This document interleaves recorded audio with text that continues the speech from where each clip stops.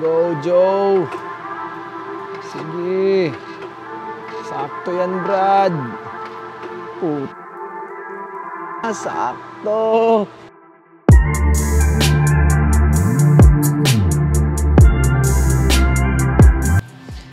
Hello and welcome to a new video here at Fitman TV. I wish this was my car. So today, we're going to measure our 3-piece wheels. Okay? Another addition to the build is, of course, this is a very wide kit. Kita nyo naman from the previous video. If you haven't watched the previous video, we actually fitted this RWB 997 for my 997. And you see that fender arch na kailangang habulin. We are actually, well, if you don't know as well, my company name is Fitman Engineering. We actually make 3-piece wheels. We can cut your wheels and rebarrel it and then fit it for any offset. Yun ang gagawin natin. We're gonna show you the process of that. Actually, para sa Fitment ba to dapat o sa Fitman? Tingnan natin. I think we should put this as well in Fitman TV.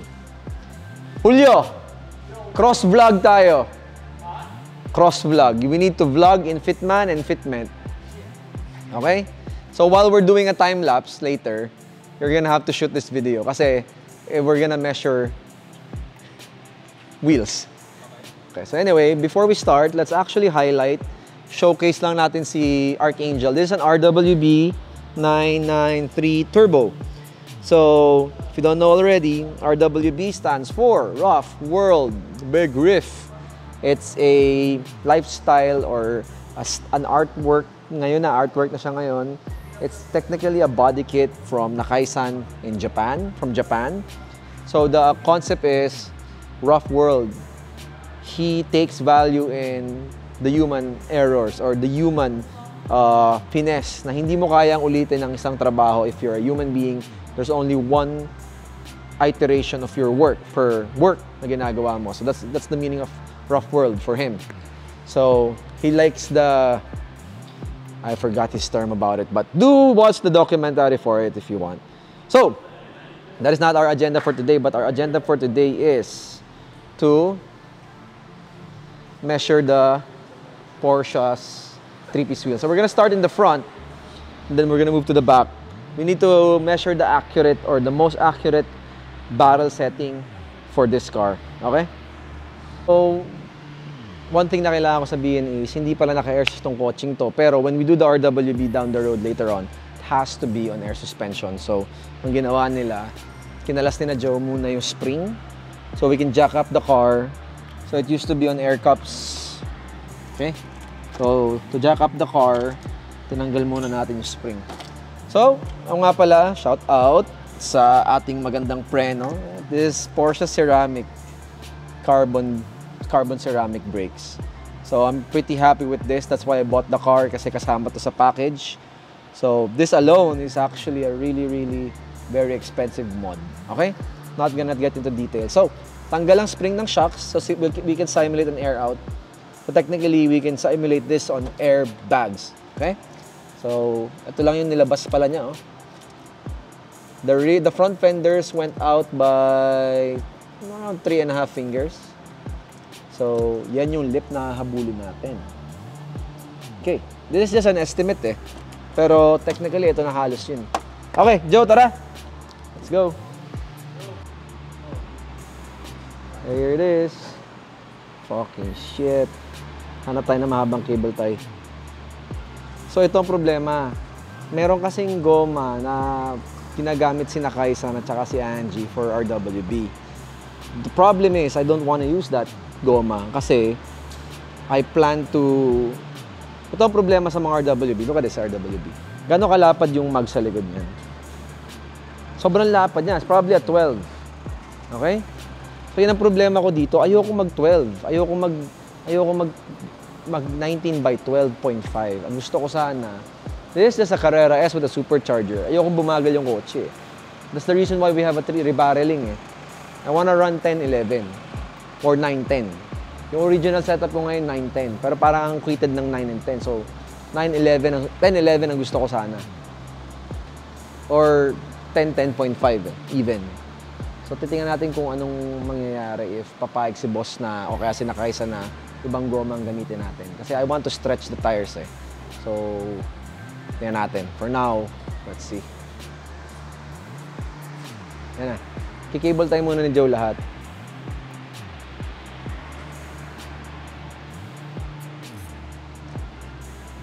Tingnan mo yung offset. Walang spacer na yan. Pasok na. Taas baba pa rin Joe, ano? Sakto na, no?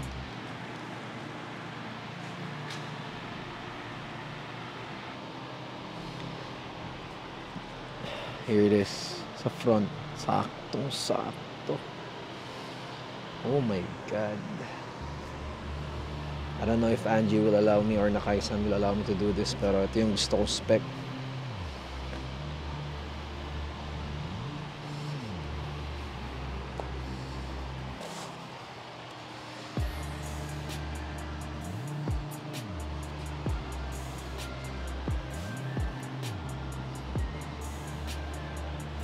Alright. Okay. We got it. Go. Go, Joe. Sige. Sakto yan, Brad. Putang ina. Sakto. Takpa nga eh. What the fuck? Gago.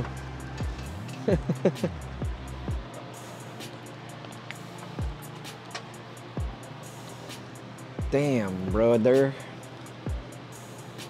Sakto, Joe. Sakto na, no? Wala nang kailangan gawin. Happy. Okay. 4, 3.5 plus 4 plus yung likod. So, pwede natin gawin, Joe. Sukatin natin yung end-to-end. Dulo to dulo. Katulad nito. Kumuha ka ng metro. Kano? Dulo to dulo na lang kukunin natin.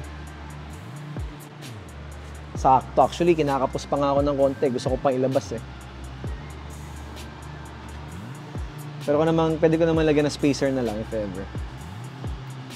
I don't know if this is okay for them eh. Hindi ko alam kung paano tindigan ng RWB eh. So, I think we'll go with ganito lang muna. Patong lang. Hindi patong. Flush lang. Kasi ayoko mabasag yung body kit eh. Baka kasi pag pinatong ko dito, mabasag yung body kit. Pucha. It's a very expensive body kit as well.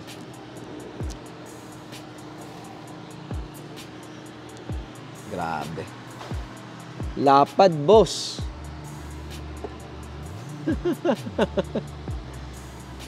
Grabe. So, hindi siya obnoxiously deep. So, that's good. I like it. Halos parehas lang sila ng harap. Sa lalim. Yes. Yes. I like it.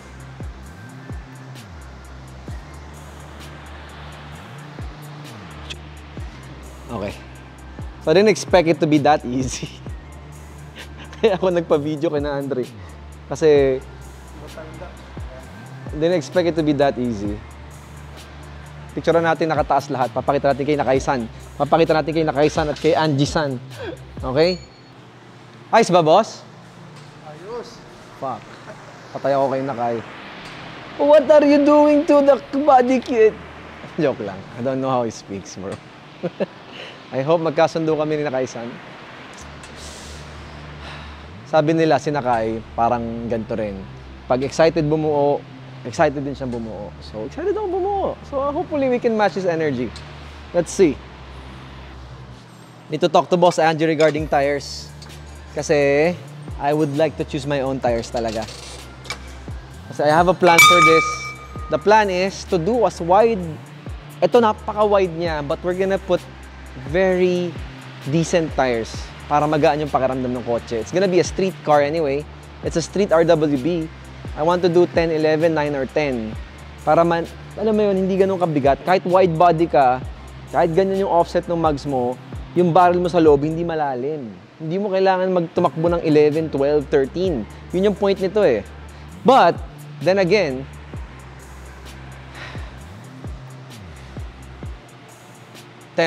parehas sila ng camber, parehas sila ng... Ano mo? Parehas ng camber. Okay. Anyway, I don't know what to say. Wala pa tayong barrels. Order pa ako ng barrels for this. There's nothing much to say actually. But ito na siya. The car, nabivisualize ko na itsura niya pagtapos. Nakikita mo na ba siya pagtapos? Tangina Brad, napakabangis nito. Mapapansin mo, yung lalim ng barrel sa likod at harap, halos parehas lang. Halos parehas lang sila. That's the best part of it. Hindi siya sobrang lalim sa likod, hindi siya sobrang lalim sa babaw sa harap. Parehas lang sila. That's why I chose this mag eh. This is actually a Turbo Twist 996 Turbo. 996 Turbo Twist wheels. So it's actually a 9, 10, 11 staggered, 10, 11.5, I don't know. Or 9.5, 11.5, di ko alam. So check ko na lang sa internet yung specs. Pero gusto ko OEM spec, pero wide lip, Brad. Anyway, so that's going to be it. Of course, this is the RWB build itself, and that's gonna be the wheels for the RWB. We're going to make a center cap out of aluminum. CNC etch natin RWB. Okay? Yung gagawin natin. For now, gusto ko nga RWB sa isang side, fitment sa isang side. Hindi naman makikita parehas. Ayan, makikita natin talaga. So that's going to be it for now. Thank you for watching. It's your boy Fitman, and I'll see you in the next episode. Hopefully you like this kind of content, and if you do, we're gonna make more. Okay? So join me as I build my dream cars. The dream project. I don't know what.